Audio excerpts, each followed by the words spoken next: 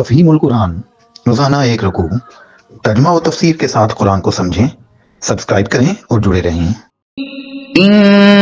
اللہ اشترى من المؤمنین انفسهم واموالهم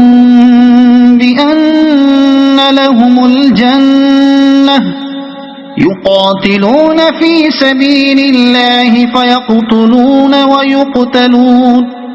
وعدا عليه حقا في التوراة والإنجيل والقرآن ومن أوفى بعهده من الله فاستبشروا ببيعكم الذي بايعتم به وَذَلِكَ هُوَ الْفَوْزُ الْعَظِيمُ۔ حقیقت یہ ہے کہ اللہ نے مومنوں سے ان کے نفس اور ان کے مال جنت کے بدلے خرید لیے ہیں۔ وہ اللہ کی راہ میں لڑتے اور مارتے اور مرتے ہیں، ان سے جنت کا وعدہ اللہ کے ذمے ایک پختہ وعدہ ہے تورات اور انجیل اور قرآن میں۔ اور کون ہے جو اللہ سے بڑھ کر اپنے عہد کا پورا کرنے والا ہو؟ بس خوشیاں مناؤ اپنے اس سودے پر جو تم نے خدا سے چکا لیا ہے، یہی سب سے بڑی کامیابی ہے۔ ان کے نفس اور ان کے مال جنت کے بدلے خرید لیے ہیں۔ یہاں ایمان کے اس معاملے کو جو خدا اور بندے کے درمیان طے ہوتا ہے بے سے تعبیر کیا گیا ہے۔ اس کے معنی یہ ہے کہ ایمان محض ایک مابعد الطبیعاتی عقیدہ نہیں ہے، بلکہ فی الواقع وہ ایک معاہدہ ہے جس کی روح سے بندہ اپنا نفس اور اپنا مال خدا کے ہاتھ فروخت کر دیتا ہے، اور اس کے معاوضے میں خدا کی طرف سے اس وعدے کو قبول کر لیتا ہے کہ مرنے کے بعد دوسری زندگی میں وہ اسے جنت عطا کرے گا۔ اس اہم مضمون کے تضمنات کو سمجھنے کے لیے ضروری ہے کہ سب سے پہلے اس بے کی حقیقت کو اچھی طرح ذہن نشین کر لیا جائے۔ جہاں تک اصل حقیقت کا تعلق ہے، اس کے لحاظ سے تو انسان کی جان و مال کا مالک اللہ تعالیٰ ہی ہے، کیونکہ وہی اس کا اور ان ساری چیزوں کا خالق ہے جو اس کے پاس ہیں، اور اسی نے وہ سب کچھ اسے بخشا ہے جس پر وہ تصرف کر رہا ہے۔ لہذا اس حیثیت سے تو خرید و فروخت کا کوئی سوال پیدا ہی نہیں ہوتا۔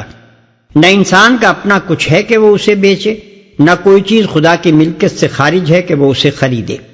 لیکن ایک چیز انسان کے اندر ایسی بھی ہے جسے اللہ تعالیٰ نے کلیتاً اس کے حوالے کر دیا ہے، اور وہ ہے اس کا اختیار، یعنی اس کا اپنے انتخاب و ارادے میں آزاد ہونا،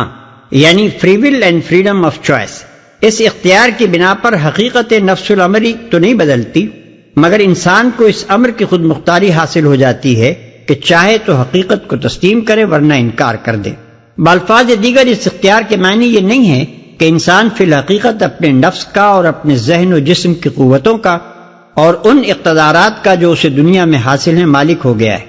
اور اسے یہ حق مل گیا ہے کہ ان چیزوں کو جس طرح چاہے استعمال کرے،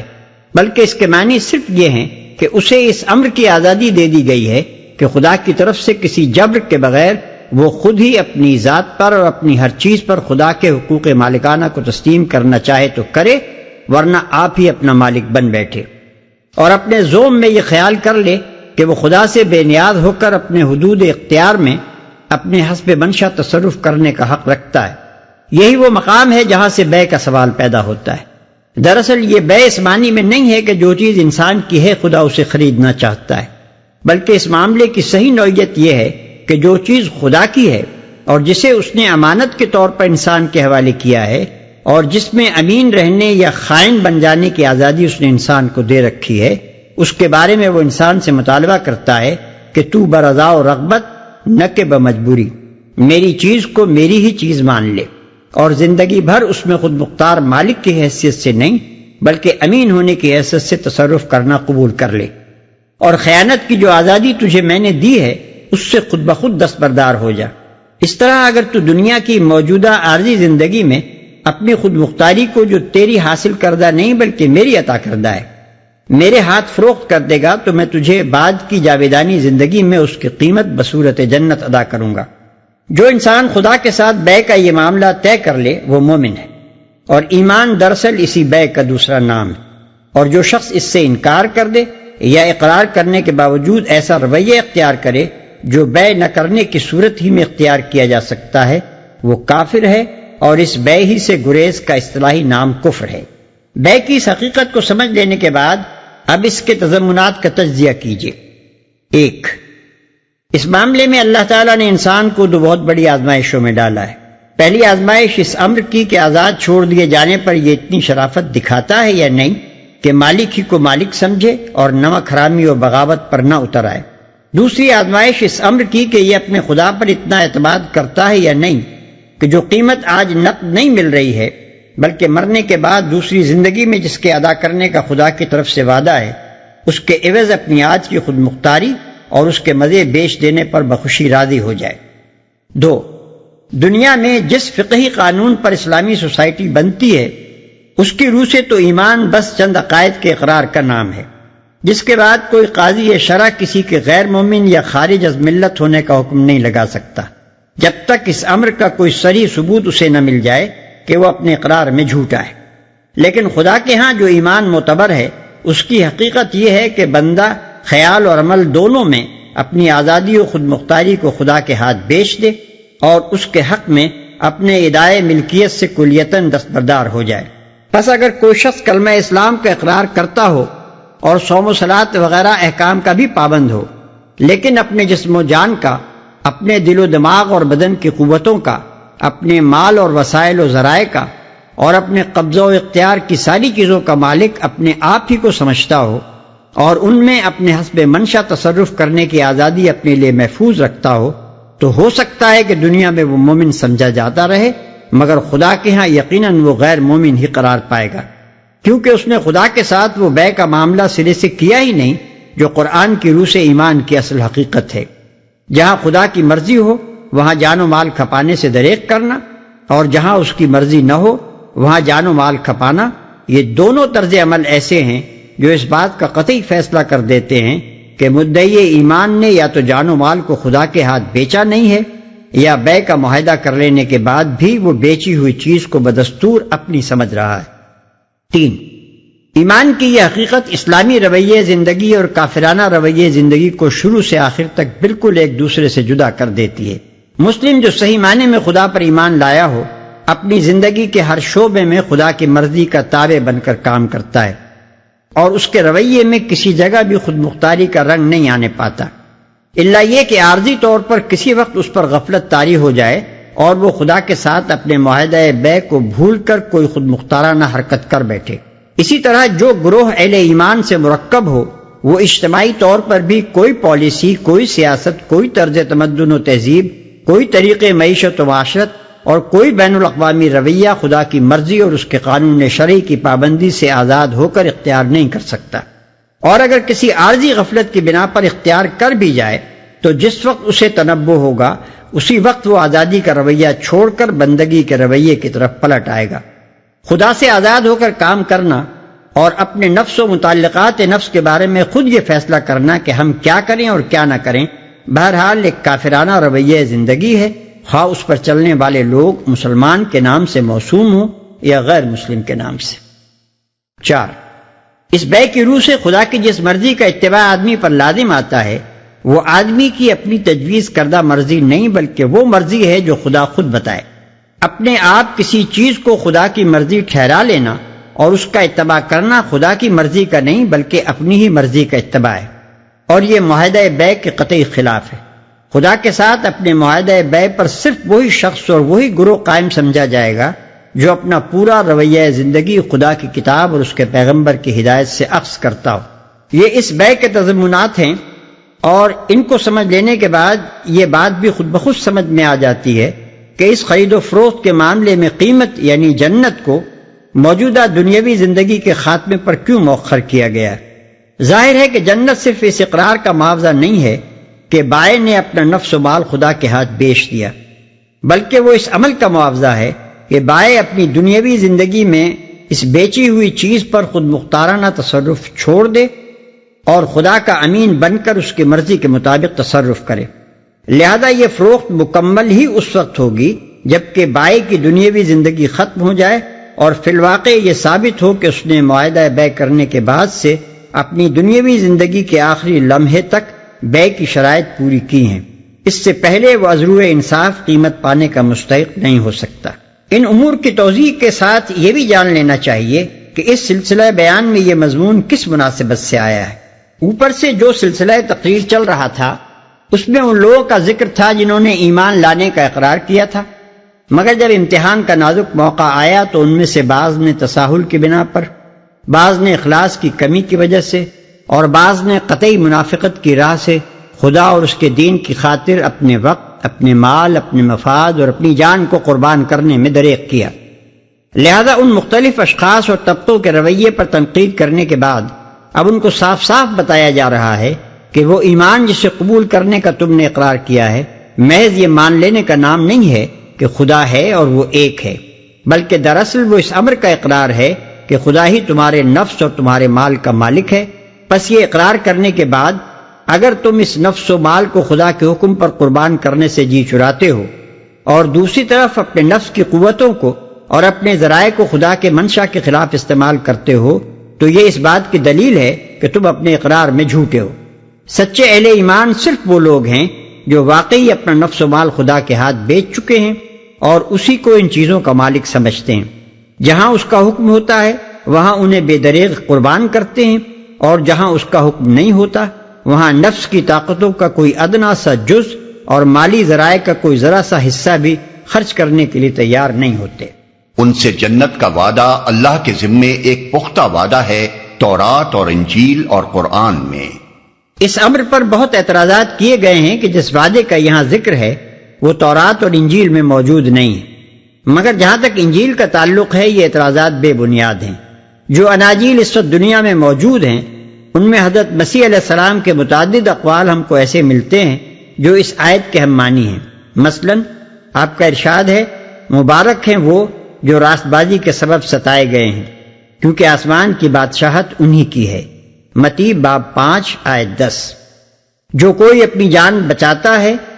اسے کھوئے گا، اور جو کوئی میرے سبب اپنی جان کھوتا ہے اسے بچائے گا۔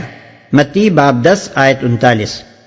جس کسی نے گھروں یا بھائیوں یا بہنوں یا باپ یا ماں یا بچوں یا کھیتوں کو میرے نام کی خاطر چھوڑ دیا ہے اس کو 100 گنا ملے گا اور ہمیشہ کی زندگی کا وارث ہوگا۔ متی باب 19 آیت 29۔ البتہ تورات جس صورت میں اس وقت موجود ہے اس میں بلا شبہ یہ مضمون نہیں پایا جاتا، اور یہی مضمون کیا وہ تو حیات بعد الموت اور یوم الحساب اور اخروی جزا و سزا کے تصور ہی سے خالی ہے، حالانکہ یہ عقیدہ ہمیشہ سے دین حق کا جزو لا ينفک رہا ہے۔ لیکن موجودہ تورات میں اس مضمون کے نہ پائے جانے سے یہ نتیجہ نکالنا درست نہیں ہے کہ واقعی تورات اس سے خالی تھی۔ حقیقت یہ ہے کہ یہود اپنے زمانہ تنزل میں کچھ ایسے مادہ پرست اور دنیا کی خوشحالی کے بھوکے ہو گئے تھے کہ ان کے نزدیک نعمت اور انعام کے کوئی معنی اس کے سوا نہ رہے تھے کہ وہ اسی دنیا میں حاصل ہو۔ اسی لیے کتاب الہی میں بندگی و اطاعت کے بدلے جن جن انعامات کے وعدے ان سے کیے گئے تھے ان سب کو وہ دنیا ہی میں اتار لائے، اور جنت کی ہر تعریف کو انہوں نے فلسطین کے سرزمین پر چسپاں کر دیا جس کے وہ امیدوار تھے۔ مثال کے طور پر تورات میں متعدد مقامات پر ہم کو یہ مضمون ملتا ہے، سن اے اسرائیل، خداوند ہمارا خدا ایک ہی خداوند ہے،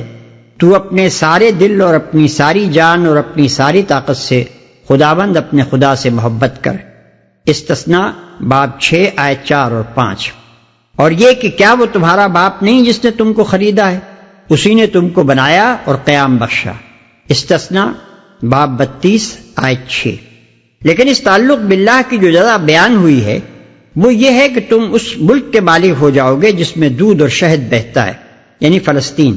اس کی اصل وجہ یہ ہے کہ تورات جس صورت میں اس وقت پائی جاتی ہے اول تو وہ پوری نہیں ہے، اور پھر وہ خالص کلام الہی پر بھی مشتمل نہیں ہے، بلکہ اس میں بہت سا تفسیری کلام خدا کے کلام کے ساتھ شامل کر دیا گیا ہے۔ اس کے اندر یہودیوں کی قومی روایات، ان کے نسلی تعصبات، ان کے اوہام، ان کی آرزوؤں اور تمناؤں، ان کی غلط فہمیوں اور ان کے فقہی اجتہادات کا ایک معتدب حصہ ایک ہی سلسلہ عبارت میں کلام الہی کے ساتھ کچھ اس طرح رل مل گیا ہے کہ اکثر مقامات پر اصل کلام کو ان زوائد سے ممیز کرنا قطعاً غیر ممکن ہو جاتا ہے۔ التائبون العابدون الحامدون السائحون الراكعون الساجدون الآمرون بالمعروف والناهون عن المنكر والحافظون لحدود الله وبشر المؤمنين. اللہ کی طرف بار بار پلٹنے والے، اس کی بندگی بجا لانے والے، اس کی تعریف کے گن گانے والے، اس کی خاطر زمین میں گردش کرنے والے، اس کے آگے رکوع اور سجدے کرنے والے، نیکی کا حکم دینے والے، بدی سے روکنے والے اور اللہ کے حدود کی حفاظت کرنے والے. اس شان کے ہوتے ہیں وہ مومن جو اللہ سے خرید و فروخت کا یہ معاملہ طے کرتے ہیں. اور اے نبی ان مومنوں کو خوشخبری دے دو. اللہ کی طرف بار بار پلٹنے والے. متن میں لفظ التائبون استعمال ہوا ہے جس کا لفظی ترجمہ توبہ کرنے والے، لیکن جس انداز کلام میں یہ لفظ استعمال کیا گیا ہے اس سے صاف ظاہر ہے کہ توبہ کرنا اہل ایمان کے مستقل صفات میں سے ہے. اس لیے اس کا صحیح مفہوم یہ ہے کہ وہ ایک ہی مرتبہ توبہ نہیں کرتے بلکہ ہمیشہ توبہ کرتے رہتے ہیں، اور توبہ کے اصل معنی رجوع کرنے یا پلٹنے کے ہیں.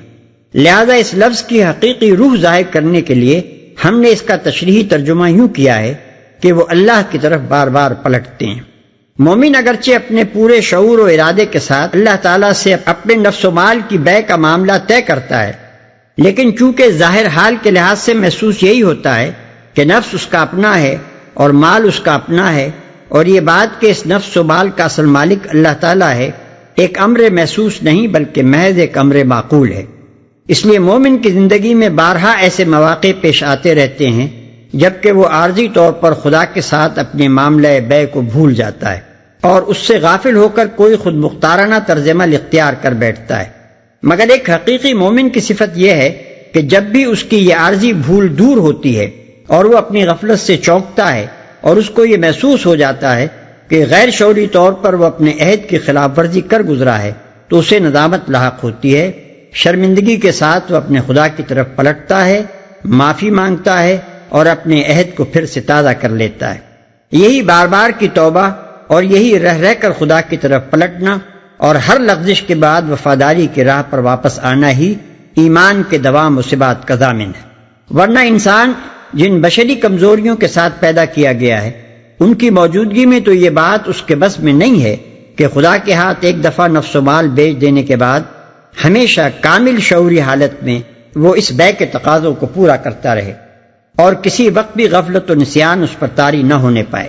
اسی لیے اللہ تعالیٰ مومن کی تعریف میں یہ نہیں فرماتا کہ وہ بندگی کی راہ پر آ کر کبھی اس سے پھسلتا ہی نہیں، بلکہ اس کی قابل تعریف صفت یہ قرار دیتا ہے کہ وہ پھسل پھسل کر بار بار اسی راہ کی طرف آتا ہے، اور یہی وہ بڑی سے بڑی خوبی ہے جس پر انسان قادر ہے. پھر اس موقع پر مومنین کی صفات میں سب سے پہلے توبہ کا ذکر کرنے کی ایک اور مصلحت بھی ہے. اوپر سے جو سلسلہ کلام چلا آ رہا ہے اس میں روئے سخن ان لوگوں کی طرف ہے جن سے ایمان کے منافی افعال کا ظہور ہوا تھا، لہذا ان کو ایمان کی حقیقت اور اس کا بنیادی مقتضا بتانے کے بعد اب یہ تلقین کی جا رہی ہے کہ ایمان لانے والوں میں لازمی طور پر جو صفات ہونی چاہیے ان میں سے اولین صفت یہ ہے کہ جب بھی ان کا قدم راہ بندگی سے پھسل جائے وہ فوراً اس کی طرف پلٹ آئیں، نہ یہ کہ اپنے انحراف پر جمے رہیں اور زیادہ دور نکلتے چلے جائیں. اس کی خاطر زمین میں گردش کرنے والے. متن میں لفظ السائحون استعمال ہوا ہے جس کی تفسیر بعض مفسرین نے الصائمون یعنی روزہ رکھنے والے سے کی ہے، لیکن سیاحت کے معنی روزہ مجازی معنی ہے، اصل لغت میں اس کے یہ معنی نہیں ہے. اور جس حدیث میں یہ بیان کیا گیا ہے کہ نبی صلی اللہ علیہ وسلم نے خود اس لفظ کے یہ معنی ارشاد فرمائے ہیں اس کی نسبت حضور صلی اللہ علیہ وسلم کی طرف درست نہیں ہے، اس لیے ہم اس کو اصل لغوی معنی ہی میں لینا زیادہ صحیح سمجھتے ہیں. پھر جس طرح قرآن میں بکثرت مواقع پر مطلقاً انفاق کا لفظ استعمال ہوا ہے جس کے معنی خرچ کرنے کے ہیں اور مراد اس سے راہ خدا میں خرچ کرنا ہے، اسی طرح یہاں بھی سیاحت سے مراد محض گھومنا پھرنا نہیں ہے بلکہ ایسے مقاصد کے لیے زمین میں نقل و حرکت کرنا ہے جو پاک اور بلند ہوں اور جن میں اللہ کی رضا مطلوب ہو، مثلا اقامت دین کے لیے جہاد، کفر زدہ علاقوں سے ہجرت، دعوت دین، اصلاح خلق، طلب علم صالح، مشاہدہ آثار الہی اور تلاش رزق حلال۔ اس صفت کو یہاں مومنین کی صفات میں خاص طور پر اس لیے بیان کیا گیا ہے کہ جو لوگ ایمان کا دعویٰ کرنے کے باوجود جہاد کی پکار پر گھروں سے نہیں نکلے تھے، ان کو یہ بتایا جائے کہ حقیقی مومن ایمان کا دعویٰ کر کے اپنی جگہ چین سے بیٹھا نہیں رہ جاتا، بلکہ وہ خدا کے دین کو قبول کرنے کے بعد اس کا بول بالا کرنے کے لیے اٹھ کھڑا ہوتا ہے اور اس کے تقاضے پورے کرنے کے لیے دنیا میں دوڑ دھوپ اور سعی و جہد کرتا پھرتا ہے۔ اور اللہ کے حدود کی حفاظت کرنے والے، یعنی اللہ تعالیٰ نے عقائد، عبادات، اخلاق، معاشرت، تمدن، معیشت، سیاست، عدالت اور صلح و جنگ کے معاملات میں جو حدیں مقرر کر دی ہیں وہ ان کو پوری پابندی کے ساتھ ملحوظ رکھتے ہیں، اپنے انفرادی و اجتماعی عمل کو انہی حدود کے اندر محدود رکھتے ہیں اور کبھی ان سے تجاوز کر کے نہ تو منمانی کارروائیاں کرنے لگتے ہیں اور نہ خدائی قوانین کے بجائے خود ساختہ قوانین یا انسانی ساخت کے دوسرے قوانین کو اپنی زندگی کا ضابطہ بناتے ہیں۔ اس کے علاوہ خدا کی حدود کی حفاظت میں یہ مفہوم بھی شامل ہے کہ ان حدود کو قائم کیا جائے اور انہیں ٹوٹنے نہ دیا جائے۔ لہذا سچے اہل ایمان کی تعریف صرف اتنی ہی نہیں ہے کہ وہ خود حدود اللہ کی پابندی کرتے ہیں، بلکہ مزید برآں ان کی یہ صفت بھی ہے کہ وہ دنیا میں اللہ کی مقرر کردہ حدود کو قائم کرنے کی کوشش کرتے ہیں، ان کی نگہبانی کرتے ہیں اور اپنا پورا زور اس سعی میں لگا دیتے ہیں کہ یہ حدیں ٹوٹنے نہ پائیں۔ ما كان للنبي والذين آمنوا أن يستغفروا للمشركين ولو كانوا أولي قربى من بعد ما تبين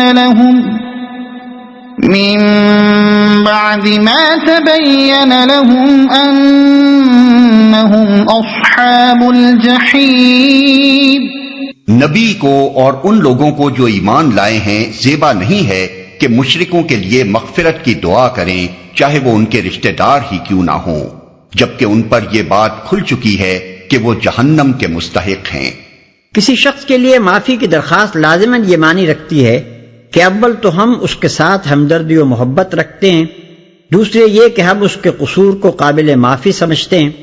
یہ دونوں باتیں اس شخص کے معاملے میں تو درست ہیں جو وفاداری کے زمرے میں شامل ہو اور صرف گناہ گار، لیکن جو شخص کھلا ہوا باغی ہو اس کے ساتھ ہمدردی و محبت رکھنا اور اس کے جرم کو قابل معافی سمجھنا نہ صرف یہ کہ اصولاً غلط ہے بلکہ اس سے خود ہماری اپنی وفاداری مشتبہ ہو جاتی ہے۔ اور اگر ہم محض اس بنا پر کہ وہ ہمارا رشتہ دار ہے یہ چاہیں کہ اسے معاف کر دیا جائے تو اس کے معنی یہ ہیں کہ ہمارے نزدیک رشتہ داری کا تعلق خدا کی وفاداری کے مقتضیات کی بنسبت زیادہ قیمتی ہے، اور یہ کہ خدا اور اس کے دین کے ساتھ ہماری محبت بے لاگ نہیں ہے، اور یہ کہ جو لاگ ہم نے خدا کے باغیوں کے ساتھ لگا رکھی ہے ہم چاہتے ہیں کہ خدا خود بھی اسی لاگ کو قبول کر لے اور ہمارے رشتہ دار کو تو ضرور بخش دے، خواہ اسی جرم کا ارتکاب کرنے والے دوسرے مجرموں کو جہنم میں جھونک دے۔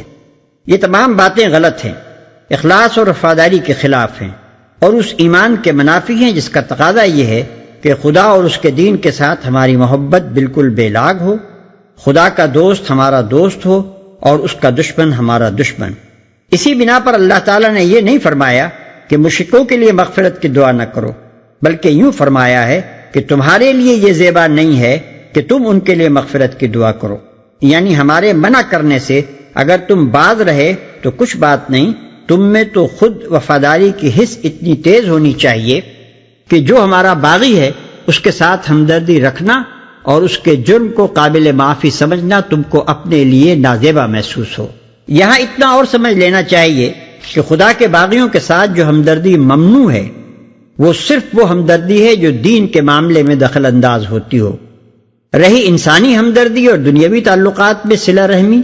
مواسات اور رحمت و شفقت کا برتاؤ تو یہ ممنوع نہیں ہے بلکہ محمود ہے۔ رشتہ دار خواہ کافر ہو یا مومن اس کے دنیاوی حقوق ضرور ادا کیے جائیں گے، مصیبت زدہ انسان کی بہرحال مدد کی جائے گی، حاجت مند آدمی کو بہر صورت سہارا دیا جائے گا، بیمار اور زخمی کے ساتھ ہمدردی میں کوئی کسر اٹھانا رکھی جائے گی، یتیم کے سر پر یقیناً شفقت کا ہاتھ رکھا جائے گا۔ ایسے معاملات میں ہرگز یہ امتیاز نہ کیا جائے گا کہ کون مسلم ہے اور کون غیر مسلم۔ وما كان استغفار إبراهيم لأبيه إلا عن موعدة وعدها إياه فلما تبين له أنه عدو لله تبرأ منه إن إبراهيم لأواه حليم. ابراہیم نے اپنے باپ کے لیے جو دعائے مغفرت کی تھی وہ تو اس وعدے کی وجہ سے تھی جو اس نے اپنے باپ سے کیا تھا، مگر جب اس پر یہ بات کھل گئی کہ اس کا باپ خدا کا دشمن ہے تو وہ اس سے بیزار ہو گیا. حق یہ ہے کہ ابراہیم بڑا رقیق القلب و خدا ترس اور بردبار آدمی تھا. اس وعدے کی وجہ سے تھی جو اس نے اپنے باپ سے کیا تھا. اشارہ ہے اس بات کی طرف جو اپنے مشرک باپ سے تعلقات منقطع کرتے ہوئے حضرت ابراہیم علیہ السلام نے کہی تھی کہ سلام علیک ساستغفر لک ربی انہ کان بی حفیہ، سورہ مریم آیت 47. آپ کو سلام ہے، میں آپ کے لیے اپنے رب سے دعا کروں گا کہ آپ کو معاف کر دے، وہ میرے اوپر نہایت مہربان ہے. اور لَأَسْتَغْفِرَنَّ لَكَ وَمَا أَمْلِكُ لَكَ مِنَ اللَّهِ مِنْ شَيْءٍ الممتحنہ آیت 4. میں آپ کے لیے معافی ضرور چاہوں گا اور میرے اختیار میں کچھ نہیں ہے کہ آپ کو اللہ کی پکڑ سے بچوا لوں. چنانچہ اسی وعدے کی بنا پر آج جناب نے اپنے باپ کے لیے یہ دعا مانگی تھی، وَاغْفِرْ لِأَبِي إِنَّهُ كَانَ مِنَ الضَّالِّينَ وَلَا تُخْزِنِي يَوْمَ يُبْعَثُونَ يَوْمَ لَا يَنْفَعُ مَالٌ وَلَا بَنُونَ إِلَّا مَنْ أَتَى اللَّهَ بِقَلْبٍ سَلِيمٍ. الشعراء آیات 86 تا 89. اور میرے باپ کو معاف کر دے، بے شک وہ گمراہ لوگوں میں سے تھا، اور اس دن مجھے رسوا نہ کر جبکہ سب انسان اٹھائے جائیں گے، جبکہ نہ مال کسی کے کچھ کام آئے گا نہ اولاد. نجات صرف وہ پائے گا جو اپنے خدا کے حضور بغاوت سے پاک دل لے کر حاضر ہوا ہو. یہ دعا اول تو خود انتہائی محتاط لہجے میں تھی، مگر اس کے بعد جب حضرت ابراہیم علیہ السلام کی نظر اس طرف گئی کہ میں جس شخص کے لیے دعا کر رہا ہوں وہ تو خدا کا کھلم کھلا باغی تھا اور اس کے دین سے سخت دشمنی رکھتا تھا، تو وہ اس سے بھی باز آ گئے اور ایک سچے وفادار مومن کی طرح انہوں نے باغی کی ہمدردی سے صاف صاف تبری کر دی، اگرچہ وہ باغی ان کا باپ تھا جس نے کبھی محبت سے ان کو پالا پوسا تھا. ابراہیم بڑا رقیق القلب و خدا ترس اور بردبار آدمی تھا. متن میں اواہن اور حلیبن کے الفاظ استعمال ہوئے ہیں. اواہن کے معنی ہے بہت آہیں بھرنے والا، زاری کرنے والا، ڈرنے والا، حسرت کرنے والا. اور حلیم اس شخص کو کہتے ہیں جو اپنے مزاج پر قابو رکھتا ہو، نہ غصے اور دشمنی اور مخالفت میں آپے سے باہر ہو، نہ محبت اور دوستی اور تعلق خاطر میں حد اعتدال سے تجاوز کر جائے. یہ دونوں لفظ اس مقام پر دوہرے معنی دے رہے ہیں. حضرت ابراہیم علیہ السلام نے اپنے باپ کے لیے دعائیں مغفرت کی کیونکہ وہ نہایت رقیق القلب آدمی تھے. اس خیال سے کانپ اٹھتے تھے کہ میرا یہ باپ جہنم کا ایندھن بن جائے گا. اور حلیم تھے، اس ظلم و ستم کے باوجود جو ان کے باپ نے اسلام سے ان کو روکنے کے لیے ان پر ڈھایا تھا، ان کی زبان اس کے حق میں دعا ہی کے لیے کھلی. پھر انہوں نے یہ دیکھ کر کہ ان کا باپ خدا کا دشمن ہے اس سے تبری کی، کیونکہ وہ خدا سے ڈرنے والے انسان تھے اور کسی کی محبت میں حد سے تجاوز کرنے والے نہ تھے. وما كان الله ليضل قوما بعد إذ هداهم حتى يبين لهم ما يتقون إن الله بكل شيء عليم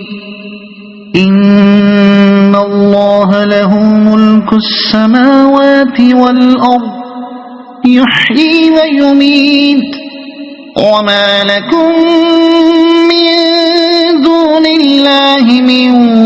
ولي ولا نصير. اللہ کا یہ طریقہ نہیں ہے کہ لوگوں کو ہدایت دینے کے بعد پھر گمراہی میں مبتلا کرے جب تک کہ انہیں صاف صاف بتا نہ دے کہ انہیں کن چیزوں سے بچنا چاہیے. در حقیقت اللہ ہر چیز کا علم رکھتا ہے. اور یہ بھی واقعہ ہے کہ اللہ ہی کے قبضے میں آسمان و زمین کی سلطنت ہے، اسی کے اختیار میں زندگی و موت ہے، اور تمہارا کوئی حامی و مددگار ایسا نہیں ہے جو تمہیں اس سے بچا سکے۔ انہیں کن چیزوں سے بچنا چاہیے؟ یعنی اللہ پہلے یہ بتا دیتا ہے کہ لوگوں کو کن خیالات، کن اعمال اور کن طریقوں سے بچنا چاہیے۔ پھر جب وہ باز نہیں آتے اور غلط فکری اور غلط کاری ہی پر اصرار کیے چلے جاتے ہیں تو اللہ تعالیٰ بھی ان کی ہدایت اور رہنمائی سے ہاتھ کھینچ لیتا ہے اور اسی غلط راہ پر انہیں دھکیل دیتا ہے جس پر وہ خود جانا چاہتے ہیں۔ یہ ارشاد ایک قاعدہ کلیہ بیان کرتا ہے جس سے قرآن مجید کے وہ تمام مقامات اچھی طرح سمجھے جا سکتے ہیں جہاں ہدایت دینے اور گمراہ کرنے کو اللہ تعالیٰ نے اپنا فعل بتایا ہے۔ خدا کا ہدایت دینا یہ ہے کہ وہ صحیح طریقے فکر و عمل اپنے انبیاء اور اپنی کتابوں کے ذریعے سے لوگوں کے سامنے واضح طور پر پیش کر دیتا ہے، پھر جو لوگ اس طریقے پر خود چلنے کے لیے آمادہ ہوں انہیں اس کی توفیق بخشتا ہے۔ اور خدا کا گمراہی میں ڈالنا یہ ہے کہ جو صحیح طریقے فکر و عمل اس نے بتا دیا ہے اگر اس کے خلاف چلنے ہی پر کوئی اصرار کرے اور سیدھا نہ چلنا چاہے تو خدا اس کو زبردستی راست بھی اور راست رو نہیں بناتا، بلکہ جدھر وہ خود جانا چاہتا ہے اسی طرف اس کو جانے کی توفیق دے دیتا ہے۔ اس خاص سلسلہ کلام میں یہ بات جس مناسبت سے بیان ہوئی ہے وہ پچھلی تقریر اور بعد کی تقریر پر غور کرنے سے بآسانی سمجھ میں آ سکتی ہے۔ یہ ایک طرح کی تنبیہ ہے جو نہایت موضوع طریقے سے پچھلے بیان کا خاتمہ بھی قرار پا سکتی ہے اور آگے جو بیان آ رہا ہے اس کی تمہید بھی۔ لقد تاب الله على النبي والمهاجرين والأنصار الذين اتبعوه في ساعة العسرة من بعد ما كاد يزيغ قلوب فريق منهم ثم تاب عليهم إنه بهم رؤوف رحيم۔ اللہ نے معاف کر دیا نبی کو اور ان مہاجرین و انصار کو جنہوں نے بڑی تنگی کے وقت میں نبی کا ساتھ دیا، اگرچہ ان میں سے کچھ لوگوں کے دل کجی کی طرف مائل ہو چلے تھے، مگر جب انہوں نے اس کجی کا اتباع نہ کیا بلکہ نبی کا ساتھ ہی دیا تو اللہ نے انہیں معاف کر دیا۔ بے شک اس کا معاملہ ان لوگوں کے ساتھ شفقت و مہربانی کا ہے جنہوں نے بڑی تنگی کے وقت میں نبی کا ساتھ دیا۔ یعنی غزوہ تبوک کے سلسلے میں جو چھوٹی چھوٹی لغزشیں نبی صلی اللہ علیہ وسلم اور آپ کے صحابہ سے ہوئیں ان سب کو اللہ نے ان کی اعلیٰ خدمات کا لحاظ کرتے ہوئے معاف فرما دیا۔ نبی صلی اللہ علیہ وسلم سے جو لغزش ہوئی تھی اس کا ذکر آیت 43 میں گزر چکا ہے، یعنی یہ کہ جن لوگوں نے استطاعت رکھنے کے باوجود جنگ سے پیچھے رہ جانے کی اجازت مانگی تھی ان کو آپ نے اجازت دے دی تھی۔ کچھ لوگوں کے دل کجی کی طرف مائل ہو چلے تھے، یعنی بعض مخلص صحابہ بھی اس سخت وقت میں جنگ پر جانے سے کسی نہ کسی حد تک جی چرانے لگے تھے، مگر چونکہ ان کے دلوں میں ایمان تھا اور وہ سچے دل سے دین حق کے ساتھ محبت رکھتے تھے اس لیے آخر کار وہ اپنی اس کمزوری پر غالب آ گئے۔ اللہ نے انہیں معاف کر دیا۔ یعنی اب اللہ اس بات پر ان سے مواخذہ نہ کرے گا کہ ان کے دلوں میں کجی کی طرف یہ میلان کیوں پیدا ہوا تھا، اس لیے کہ اللہ اس کمزوری پر گرفت نہیں کرتا جس کی انسان نے خود اصلاح کر لی ہو۔ وعلى الثلاثة الذين خلفوا حتى إذا ضاقت عليهم الأرض بما رحبت وضاقت عليهم أنفسهم وظنوا أن لا ملجأ من الله إلا إليه ثم تاب عليهم ليتوبوا إن الله هو التواب الرحيم۔ اور ان تینوں کو بھی اس نے معاف کیا جن کے معاملے کو ملتوی کر دیا گیا تھا جب زمین اپنی ساری وسعت کے باوجود ان پر تنگ ہو گئی اور ان کی اپنی جانیں بھی ان پر بار ہونے لگیں اور انہوں نے جان لیا کہ اللہ سے بچنے کے لیے کوئی جائے پناہ خود اللہ ہی کے دامن رحمت کے سوا نہیں ہے تو اللہ اپنی مہربانی سے ان کی طرف پلٹا تاکہ وہ اس کی طرف پلٹ آئیں۔ یقیناً وہ بڑا معاف کرنے والا اور رحیم ہے۔ جن کے معاملے کو ملتوی کر دیا گیا تھا نبی صلی اللہ علیہ وسلم جب تبوک سے مدینہ واپس تشریف لائے تو وہ لوگ معذرت کرنے کے لیے حاضر ہوئے جو پیچھے رہ گئے۔ ان میں 80 سے کچھ زیادہ منافق تھے اور 3 سچے مومن بھی تھے۔ منافقین جھوٹے عذرات پیش کرتے گئے اور حضور صلی اللہ علیہ وسلم ان کی معذرت قبول کرتے چلے گئے۔ پھر ان تینوں مومنوں کی باری آئی اور انہوں نے صاف صاف اپنے قصور کا اعتراف کر لیا۔ نبی صلی اللہ علیہ وسلم نے ان تینوں کے معاملے میں فیصلے کو ملتوی کر دیا اور عام مسلمانوں کو حکم دے دیا کہ جب تک خدا کا حکم نہ آئے ان سے کسی قسم کا معاشرتی تعلق نہ رکھا جائے۔ اسی معاملے کا فیصلہ کرنے کے لیے یہ آیت نازل ہوئی۔ یہاں یہ بات پیش نظر رہے کہ ان 3 اصحاب کا معاملہ ان 7 اصحاب سے مختلف ہے جن کا ذکر اس سے پہلے گزر چکا ہے۔ انہوں نے بعض پرس سے پہلے ہی خود اپنے آپ کو سزا دے لی تھی۔ یقیناً وہ بڑا معاف کرنے والا اور رحیم ہے۔ یہ تینوں صاحب کعب بن مالک، ہلال بن امیہ اور مرارہ بن ربیع تھے۔ جیسا کہ اوپر ہم بیان کر چکے ہیں تینوں سچے مومن تھے۔ اس سے پہلے اپنے اخلاص کا بارہا ثبوت دے چکے تھے، قربانیاں کر چکے تھے۔ آخر الذکر 2 اصحاب تو غزوہ بدر کے شرکاء میں سے تھے جن کی صداقت ایمانی ہر شعبے سے بالاتر تھی، اور اول الذکر بزرگ اگرچہ بدری نہ تھے لیکن بدر کے سوا ہر غزوہ میں نبی صلی اللہ علیہ وسلم کے ساتھ رہے۔ ان خدمات کے باوجود جو سستی اس نازک موقع پر جبکہ تمام قابل جنگ اہل ایمان کو جنگ کے لیے نکلانے کا حکم دیا گیا تھا، ان حضرات نے دکھائی، اس پر سخت گرفت کی گئی۔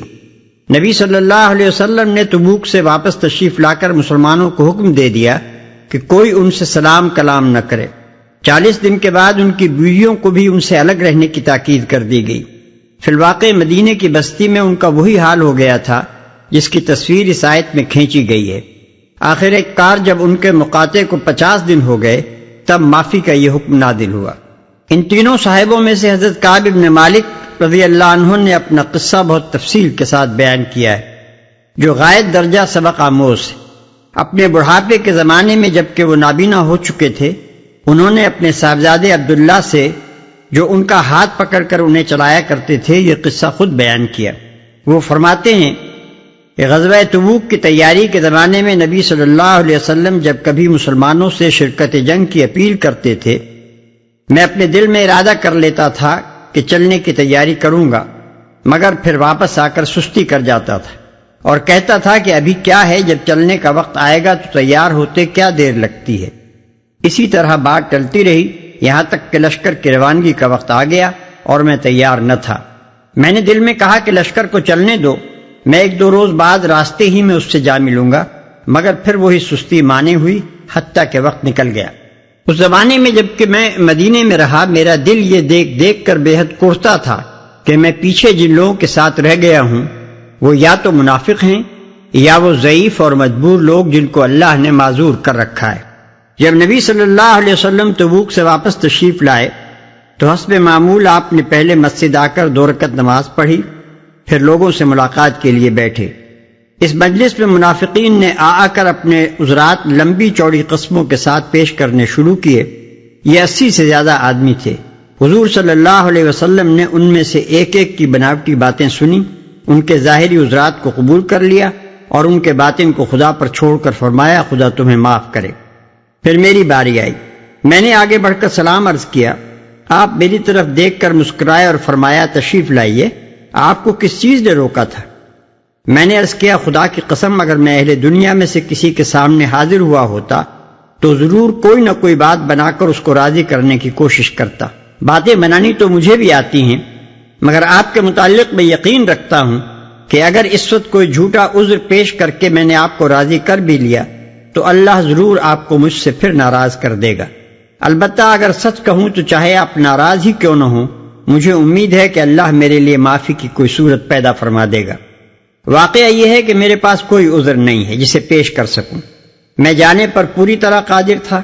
اس پر حضور نے فرمایا یہ شخص ہے جس نے سچی بات کہی، اچھا اٹھ جاؤ اور انتظار کرو یہاں تک کہ اللہ تمہارے معاملے میں کوئی فیصلہ کرے۔ میں اٹھا اور اپنے قبیلے کے لوگوں میں جا بیٹھا۔ یہاں سب کے سب میرے پیچھے پڑ گئے اور مجھے بہت ملامت کی کہ تو نے کوئی عذر کیوں نہ کر دیا۔ یہ باتیں سن کر میرا نفس بھی کچھ آمادہ ہونے لگا کہ پھر حاضر ہو کر کوئی بات بنا دوں، مگر جب مجھے معلوم ہوا کہ 2 اور صالح آدمیوں مرارہ بن ربیع اور اور ہلال بن امیہ نے بھی وہی سچی بات کہی ہے جو میں نے کہی تھی، تو مجھے تسکین ہو گئی اور میں اپنی سچائی پر جمع رہا۔ اس کے بعد نبی صلی اللہ علیہ وسلم نے عام حکم دے دیا کہ ہم تینوں آدمیوں سے کوئی بات نہ کرے۔ وہ دونوں تو گھر بیٹھ گئے، مگر میں نکلتا تھا، جماعت کے ساتھ نماز پڑھتا تھا، بازاروں میں چلتا پھرتا تھا، اور کوئی مجھ سے بات نہ کرتا تھا۔ ایسا معلوم ہوتا تھا کہ یہ سرزمین بالکل بدل گئی ہے، میں یہاں اجنبی ہوں اور اس بستی میں کوئی بھی میرا واقف کار نہیں۔ مسجد میں نماز کے لیے جاتا تو حسب معمول نبی صلی اللہ علیہ وسلم کو سلام کرتا تھا، مگر بس انتظار ہی کرتا رہ جاتا تھا کہ جواب کے لیے آپ کے ہونٹ جنبش کریں۔ نماز میں نظریں چرا کر حضور کو دیکھتا تھا کہ آپ کی نگاہیں مجھ پر کیسی پڑتی ہیں، مگر وہاں حال یہ تھا کہ جب تک میں نماز پڑھتا آپ میری طرف دیکھتے رہتے، اور جہاں میں نے سلام پھیرا کہ آپ نے میری طرف سے نظر ہٹائی۔ ایک روز میں گھبرا کر اپنے چچا زاد بھائی اور بچپن کے یار ابو قتادہ رضی اللہ عنہ کے پاس گیا اور ان کے باغ کی دیوار پر چڑھ کر انہیں سلام کیا، مگر اس اللہ کے بندے نے سلام کا جواب تک نہ دیا۔ میں نے کہا، ابو قتادہ، میں تم کو خدا کی قسم دے کر پوچھتا ہوں، کیا میں خدا اور اس کے رسول سے محبت نہیں رکھتا؟ وہ خاموش رہے۔ میں نے پھر پوچھا، وہ پھر خاموش رہے۔ تیسری مرتبہ جب میں نے قسم دے کر یہی سوال کیا تو انہوں نے بس اتنا کہا کہ اللہ اور اس کا رسول ہی بہتر جانتا ہے۔ اس پر میری آنکھوں سے آنسو نکل آئے اور میں دیوار سے اتر آیا۔ انہی دنوں ایک دفعہ میں بازار سے گزر رہا تھا کہ شام کے نبتیوں میں سے ایک شخص مجھے ملا اور اس نے شاہ غسان کا خط حریر میں لپٹا ہوا مجھے دیا۔ میں نے کھول کر پڑھا تو اس میں لکھا تھا کہ ہم نے سنا ہے کہ تمہارے صاحب نے تم پر ستم توڑ رکھا ہے، تم کوئی ذلیل آدمی نہیں ہو، نہ اس لائق ہو کہ تمہیں ضائع کیا جائے، ہمارے پاس آ جاؤ، ہم تمہاری قدر کریں گے۔ میں نے کہا کہ یہ ایک اور بلا نازل ہوئی اور اسی وقت اس خط کو چولہے میں جھونک دیا۔ 40 دن اس حالت پر گزر چکے تھے کہ نبی صلی اللہ علیہ وسلم کا آدمی حکم لے کر آیا کہ اپنی بیوی سے بھی علیحدہ ہو جاؤ۔ میں نے پوچھا، کیا طلاق دے دوں؟ جواب ملا، نہیں، بس الگ رہو۔ چنانچہ میں نے اپنی بیوی سے کہہ دیا کہ تم اپنے میکے چلی جاؤ اور انتظار کرو یہاں تک کہ اللہ اس معاملے کا فیصلہ کر دے۔ 50ویں دن صبح کی نماز کے بعد میں اپنے مکان کی چھت پر بیٹھا ہوا تھا اور اپنی جان سے بیزار ہو رہا تھا کہ یکایک کسی شخص نے پکار کر کہا، مبارک ہو کعب ابن مالک۔ میں یہ سنتے ہی سجدے میں گر گیا اور میں نے جان لیا کہ میری معافی کا حکم ہو گیا ہے۔ پھر تو فوج در فوج لوگ بھاگے چلے آ رہے تھے اور ہر ایک دوسرے سے پہلے پہنچ کر مجھ کو مبارکباد دے رہا تھا کہ تیری توبہ قبول ہو گئی۔ میں اٹھا اور سیدھا مسجد نبوی کی طرف چلا۔ دیکھا کہ نبی صلی اللہ علیہ وسلم کا چہرہ انور خوشی سے دمک رہا ہے۔ میں نے سلام کیا تو فرمایا، تجھے مبارک ہو، یہ دن تیری زندگی میں سب سے بہتر ہے۔ میں نے پوچھا، یہ معافی حضور کی طرف سے ہے یا خدا کی طرف سے؟ فرمایا، خدا کی طرف سے، اور یہ آیات سنائیں۔ میں نے عرض کیا، یا رسول اللہ صلی اللہ علیہ وسلم، میری توبہ میں یہ بھی شامل ہے کہ میں اپنا سارا مال خدا کی راہ میں صدقہ کر دوں۔ فرمایا، کچھ رہنے دو کہ یہ تمہارے لیے بہتر ہے۔ میں نے اس ارشاد کے مطابق اپنا خیبر کا حصہ رکھ لیا، باقی سب صدقہ کر دیا۔ پھر میں نے خدا سے عہد کیا کہ جس راست گفتاری کے صلے میں اللہ نے مجھے معافی دی ہے اس پر تمام عمر قائم رہوں گا۔ چنانچہ آج تک میں نے کوئی بات جان بوجھ کر خلاف واقعہ نہیں کہی اور خدا سے امید رکھتا ہوں کہ آئندہ بھی مجھے اس سے بچائے گا۔ یہ قصہ اپنے اندر بہت سے سبق رکھتا ہے جو ہر مومن کے دل نشین ہونے چاہیے۔ سب سے پہلی بات تو اس سے یہ معلوم ہوئی کہ کفر و اسلام کی کشمکش کا معاملہ کس قدر اہم اور کتنا نازک ہے کہ اس کشمکش میں کفر کا ساتھ دینا تو درکنار، جو شخص اسلام کا ساتھ دینے میں بدنیتی سے بھی نہیں، نیک نیتی سے تمام عمر بھی نہیں، کسی ایک موقع ہی پر کوتاہی برت جاتا ہے، اس کی بھی زندگی بھر کی عبادت گزاریاں اور دینداریاں خطرے میں پڑ جاتی ہیں۔ حتیٰ کہ ایسے عالی قدر لوگ بھی گرفت سے نہیں بچتے جو بدر و احد اور احزاب و حنین کے سخت بارکوں میں جاں بازی کے جوہر دکھا چکے تھے اور جن کا اخلاص و ایمان ذرہ برابر بھی مشتبہ نہ تھا۔ دوسری بات جو اس سے کچھ کم اہم نہیں، یہ ہے کہ ادائے فرض میں تساہل کوئی معمولی چیز نہیں ہے، بلکہ بسا اوقات محض تساہل ہی تساہل میں آدمی کسی ایسے قصور کا مرتکب ہو جاتا ہے جس کا شمار بڑے گناہوں میں ہوتا ہے، اور اس وقت یہ بات اسے پکڑ سے نہیں بچا سکتی کہ اس نے اس قصور کا ارتکاب بدنیتی سے نہیں کیا تھا۔ پھر یہ قصہ اس معاشرے کی روح کو بڑی خوبی کے ساتھ ہمارے سامنے بے نقاب کرتا ہے جو نبی صلی اللہ علیہ وسلم کی قیادت میں بنا تھا۔ ایک طرف منافقین ہیں جن کی غداریاں سب پر آشکارا ہیں، مگر ان کے ظاہری عذر سن لیے جاتے ہیں اور درگزر کیا جاتا ہے، کیونکہ ان سے خلوص کی امید ہی کب تھی کہ اب اس کے عدم کی شکایت کی جاتی۔ دوسری طرف ایک آزمودہ کار مومن ہے جس کی جانثاری پر شبہ تک کی گنجائش نہیں، اور وہ جھوٹی باتیں بھی نہیں بناتا، صاف صاف قصور کا اعتراف کر لیتا ہے، مگر اس پر غضب کی بارش برسا دی جاتی ہے، نہ اس بنا پر کہ اس کے مومن ہونے میں کوئی شبہ ہو گیا ہے، بلکہ اس بنا پر کہ مومن ہو کر اس نے وہ کام کیوں کیا جو منافقوں کے کرنے کا تھا۔ مطلب یہ تھا کہ زمین کے نمک تو تم ہو، تم سے بھی اگر نمکینی حاصل نہ ہوئی تو پھر اور نمک کہاں سے آئے گا۔ پھر لطف یہ ہے کہ سارے قضیے میں لیڈر جس شان سے سزا دیتا ہے اور پیرو جس شان سے سزا کو بھگتتا ہے اور پوری جماعت جس شان سے سزا کو نافذ کرتی ہے، اس کا ہر پہلو بے نظیر ہے، اور یہ فیصلہ کرنا مشکل ہو جاتا ہے کہ کس کی زیادہ تعریف کی جائے۔ لیڈر نہایت سخت سزا دے رہا ہے، مگر غصے اور نفرت کے ساتھ نہیں، گہری محبت کے ساتھ دے رہا ہے۔ باپ کی طرح شعلہ بار نگاہوں کا ایک گوشہ ہر وقت یہ خبر دے جاتا ہے کہ تجھ سے دشمنی نہیں ہے، بلکہ تیرے قصور پر تیری ہی خاطر دل دکھا ہے، تو درست ہو جائے تو یہ سینہ تجھے چمٹا لینے کے لیے بے چین ہے۔ پیرو سزا کی سختی پر تڑپ رہا ہے، مگر صرف یہی نہیں کہ اس کا قدم زیادہ اطاعت سے ایک لمحے کے لیے بھی نہیں ڈگمگاتا، اور صرف یہی نہیں کہ اس پر غرور نفس اور حمیت جاہلیہ کا کوئی دورہ نہیں پڑتا، اور علانیہ استکبار پر اتر آنا تو درکنار، وہ دل میں اپنے محبوب لیڈر کے خلاف کوئی شکایت تک نہیں آنے دیتا، بلکہ اس کے برعکس وہ لیڈر کی محبت میں اور زیادہ سرشار ہو گیا۔ سزا کے ان پورے 50 دنوں میں اس کی نظریں سب سے زیادہ بےتابی کے ساتھ جس چیز کی تلاش میں رہی وہ یہ تھی کہ سردار کی آنکھوں میں وہ گوشہ التفات اس کے لیے باقی ہے یا نہیں جو اس کی امیدوں کا آخری سہارا ہے۔ گویا وہ ایک قحط زدہ کسان تھا جس کا سارا سرمایہ امید بس ایک ذرا سا لکہ ابر تھا جو آسمان کے کنارے پر نظر آتا تھا۔ پھر جماعت کو دیکھیے تو اس کے ڈسپلن اور اس کی صالح اخلاقی اسپرٹ پر انسان اشش کر جاتا ہے۔ ڈسپلن کا یہ حال کہ ادھر لیڈر کی زبان سے بائیکاٹ کا حکم نکلا، ادھر پوری جماعت نے مجرم سے نگاہیں پھیر لیں۔ جلبت تو درکنار، خلوت تک میں کوئی قریب سے قریب رشتہ دار اور کوئی گہرے سے گہرا دوست بھی اس سے بات نہیں کرتا،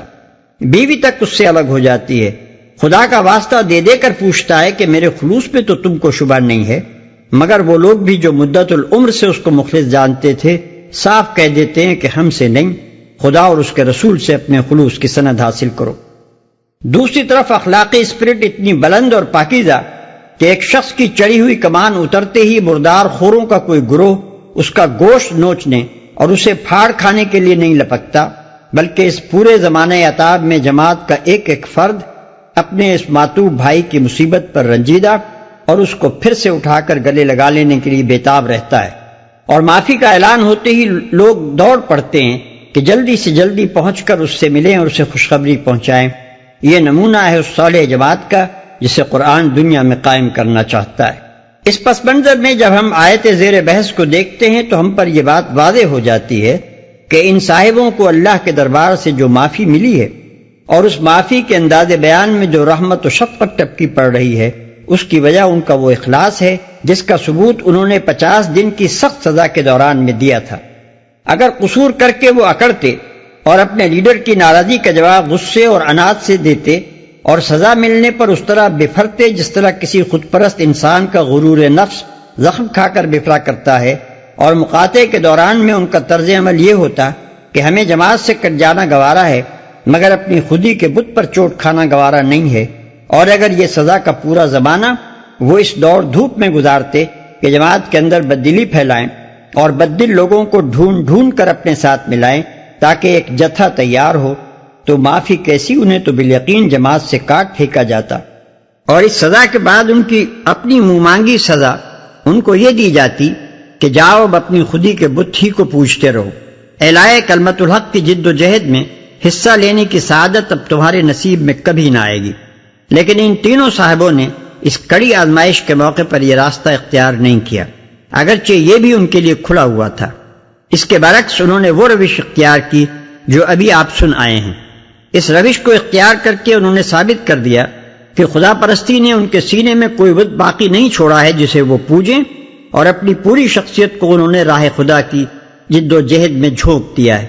اور وہ اپنی واپسی کی کشتیاں اس طرح جلا کر اسلامی جماعت میں آئے ہیں کہ اب یہاں سے پلٹ کر کہیں اور نہیں جا سکتے. یہاں کی ٹھوکریں کھائیں گے مگر یہیں مریں گے اور کھپیں گے. کسی دوسری جگہ بڑی سے بڑی عزت بھی ملتی ہو تو یہاں کی ذلت چھوڑ کر اسے لینے نہ جائیں گے. اس کے بعد اگر انہیں اٹھا کر سینے سے لگا نہ لیا جاتا تو اور کیا کیا جا سکتا تھا.